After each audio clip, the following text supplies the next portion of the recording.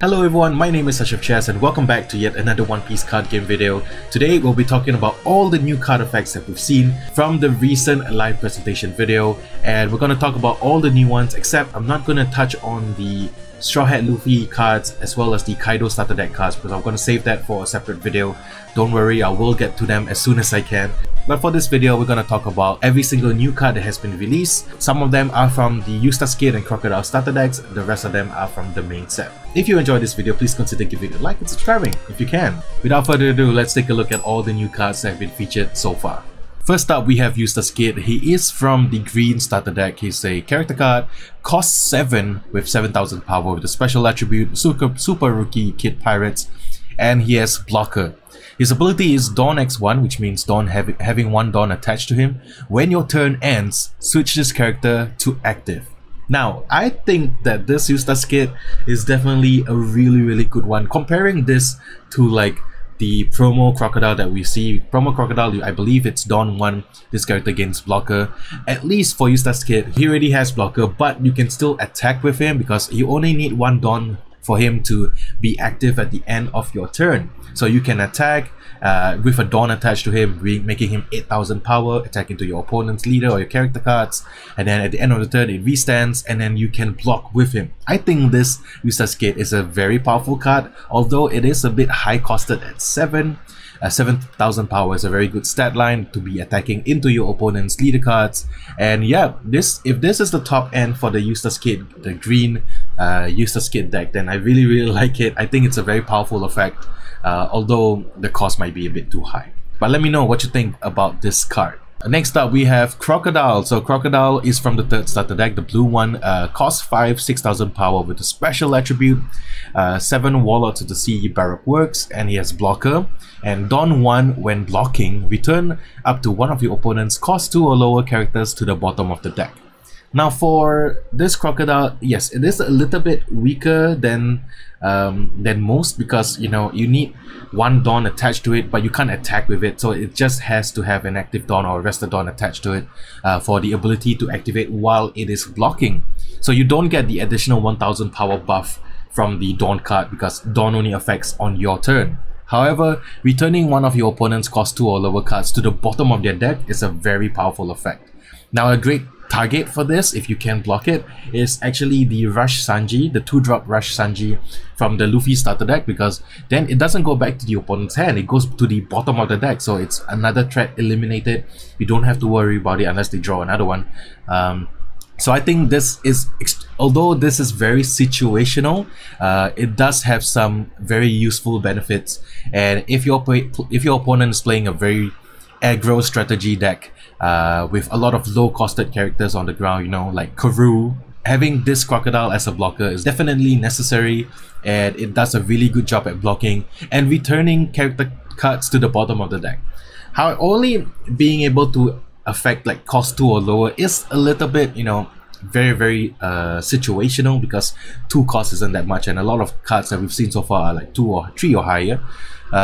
It does have some use, so if you have the card at the right time, this is a very good blocker to have on your side of the field. I kind of like it, but I do feel like the Skit is slightly better than this Crocodile, so we'll have to wait and see until we see more of the blue starter deck cards. Next up, we have the one and only Kaido. Oh my god, it's so good. Kaido, this is from the first booster set, card number 94. He costs 10 and he has 12,000 power with the striker attribute. 12,000, that's insane. Part of the 4 Emperors and Animal Kingdom Pirates traits. His ability, and this is a crazy one, his ability is on play, Dawn -6. If your leader has the Animal Kingdom Pirates trait, KO all characters other than this one. Bro, I don't know if you guys ever played Hearthstone, but this is freaking Deathwing, man, except it doesn't, destroy your hand. This is a very powerful effect. Don't get me wrong, 10 cost is ridiculous and it's very hard to get to. But we have seen some Dawn Acceleration cards from the purple starter deck, and I'm pretty sure there will be some of it in the main set as well.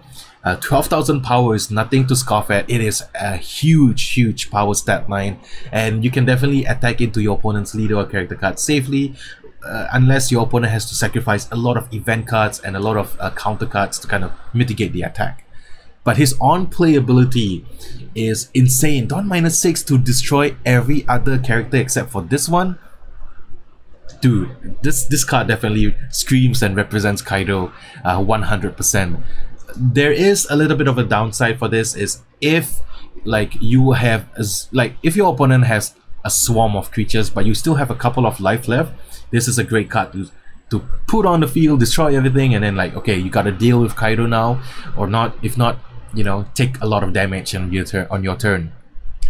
However, if you only have like, if you have like 0 life and you play Kaido, even if you wipe every other character card on the side of the field, your opponent's leader can still attack into your leader, and if you don't have any necessary counter or event card to mitigate the attack, you'll still lose the game. So I don't think Kaido will be like a 4-off to be used in the deck. This is just from my own perspective. Maybe having 1 or 2 as a top end, as a like a really nice finisher, this is the perfect card for it. And I feel like the artwork really screams Kaido, and I'm definitely looking to get a playset of this just to have it. But I'll probably, if I'm playing like the purple Kaido deck or like a control deck, I'll probably only use like 1 or 2 in the deck just as my top end. Still, I really like this card. Let me know what to think about this Kaido character card. Next up, we have Trafalgar Law, you know, from the first set, card number 47. He costs 5, has 6,000 power with the Slasher attribute, Super Rookie, and Heart Pirates. He has blocker, and on play, you may return one of your characters to your hand and play 1 cost 3 or lower character card from your hand. This is a good card. Like I did mention in my previous video talking about the blue and green leader cards, you can check it out right here. Now, Crocodile's wording for his leader ability is that you can Dawn -4 return 1 cost 5 or lower character card to their owner's hand, which means you can return your own card to your hand as well. So I'm pretty sure for the blue cards, or at least like cards in this kind of strategy, there will be very powerful 3 cost or lower cards that will have very powerful on-play abilities, such as like drawing a card or like maybe accelerating Dawn, and you can use Trafalgar Law to kind of replay them. So you play Law and then you return that character back to the hand, and then you play it again for free, and then you activate the on-play ability, so you draw a card. So I think that Trafalgar Law is a very good card to have. It gains you incremental advantage, but it also depends on the card that you are returning back to your hand. We have not yet seen any of the other cards, but I'm definitely once we have more news, once we have more information about it, I'll definitely talk about them. And it has blocker too, so it's just an additional perk right there. Next up, we have Elvida. Elvida is the 64th card in the first set, costs 2, 3,000 power, so not really that powerful with the striker attribute, part of the buggy pirates, which means we might get a buggy character card or leader card soon. I'm hoping that we get a leader card for buggy. Her ability is Dawn 1. When attacking, you may discard 1 card from your hand, return one of your opponent's cost 3 or lower character to the hand, and it also has counter 2,000. Now Elvida is decent, I would say. It's not that powerful, but it does have, like I said, it's very situational. You need at least 1 Dawn for it to activate. We need making it 4,000 power. You probably need at least a minimum of 2 to kind of clear the opponent's leader stat line of 5,000. And you need to sacrifice, like you need to discard 1 card from your hand. That's the thing. Like it is a lot of requirements for you to just return one of your opponent's cost 3 or lower card to the hand. If you are going in for the win and your opponent has a low costed blocker that you just want to get out of the way, then this is good. But in any other situation, it's gonna be very situational, so you have to really see how this card will work. I feel like once we see more of the buggy pirates and see more of how they work in tandem with each other, then yes, Elvida will definitely has like more support that way. But as of now, I think it's just okay. It's not that great, it's not that bad either. But let me know what you guys think, because like I really want to hear your thoughts on these cards as well. And lastly, we have the main man, Cavendish himself, number 8, cost 4, 5,000 power with the Slasher attribute, Super Rookie, and part of the beautiful pirate. So I hope like Cavendish has some beautiful pirate support. His ability is on play. You may return 1 of your life to your hand. This character gains rush during this turn. Now, when I saw this card, I was like, yep, this is it. This is the card that I want to play. Okay, on playability, you may return 1 of your life to your hand. Life is a resource, cards is a resource, Dawn is a resource, and having like just taking one life and putting it to your hand is not the worst thing in the world. It actually gains you some sort of card advantage and gives you more cards in your hand to potentially play with. And giving it rush with like the stat line of 5,000 is actually really good. If I was going to do some basic upgrades to the Straw Hat Luffy starter deck, I would be adding a playset of Cavendish, because he's definitely what the starter deck needs. Some sort of like a way to get more card advantage, as well as fulfilling that rush requirement and attacking into your opponent's leader card. Definitely one of the stronger cards that we have seen from this reveal.